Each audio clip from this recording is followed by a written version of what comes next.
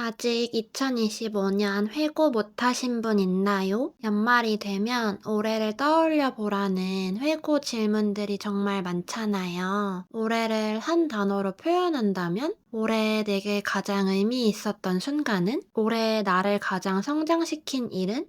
근데 저는 이런 질문들이 너무 많고 답조차 바로 떠오르지 않아서 회고를 하다 말았어요. 그래서 이 영상은 정리된 회고가 아니라 회고조차 끝까지 못 해낸 사람의 영상입니다. 그리고 질문 과잉에 압도당하다 보니 이런 생각이 들었어요.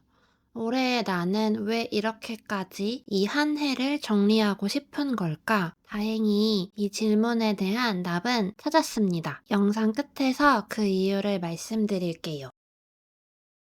먼저 제가 만난 질문들 몇 가지를 소개해 드릴게요. 올해 나는 주로 몇 시에 일어나서 몇 시에 잠들었는지, 가장 적게 잤던 날은 언제였는지, 그리고 왜 그랬는지, 몇 월에 가장 바쁘게 보냈는지, 그 이유는, 올해를 표현할 수 있는 노래는, 집과 회사를 제외하고 올해 가장 많이 방문한 장소는, 올해 읽은 책과 영화는 무엇이며, 가장 인상 깊은 문장과 대사는, 분명 제가 쓰는 스마트 기기나 서비스의 기록이 남아 있을 텐데 지금 제 기억으로 바로 답하기는 어렵더라고요.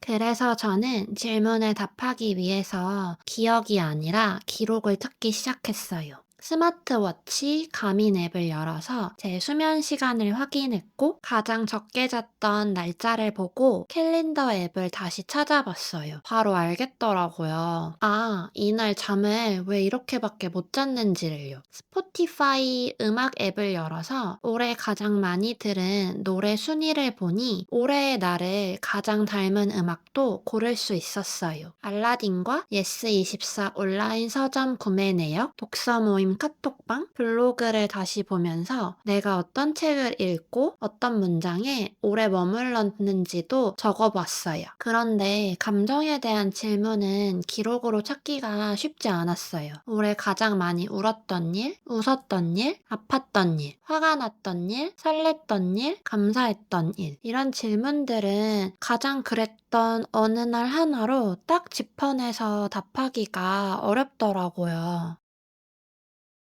그럼에도 가장 의미 있었던 회고가 있었어요. 꽤 오래 걸렸지만 캘린더 앱을 1월 1일부터 하나씩 눌러보며 월별로 중요했던 일, 자주 했던 일, 주요한 사람과 장소를 하나씩 적어본 거예요. 처음엔 그냥 단어를 나열하는 느낌이었는데 12개의 칸을 다 채우고 나니 비로소 내가 2025년을 무엇으로 채웠는지 알게 됐어요. 12월에 멈춰선 나는 기억이 안 났는데 12개의 칸에 기록해본 나는 알 수 있었어요. 내가 무엇에 시간을 썼는지, 어떤 공간에 반복해서 머물렀는지, 그리고 누가 나에게 정말 중요한 사람이었는지. 이렇게 올해를 스스로 스토리텔링 하다 보니까 처음에 품었던 질문, 나는 왜 이렇게 올해를 정리하고 싶어 하는지 그 이유도 알게 됐어요. 몇 년 동안 새해 다이어리를 써야겠다는 의욕조차 없이 일기를 쓰지 않고 지냈어요. 그러다 보니 올해만큼은 내가 어떻게 살았는지를 정리해보고 싶었던 것 같아요. 아직도 저의 올해 회고는 미완성이지만 내년에는 아주 짧게라도 하루의 감정에 대해 다시 일기를 써보려 해요. 올해 회고를 하다 말고 내년을 다짐하는 제 이야기 들어줘서 고마워요. 그리고 만약 아직 저처럼 올해의 회고를 끝내지 못한 채 이 영상을 보고 계신 분이 있다면 좋아요를 눌러주시거나 지금 어떤 질문 앞에서 멈춰 있는지 댓글로 남겨주세요. 회고하다 말고 영상 올리는 저도 있으니 괜찮아요.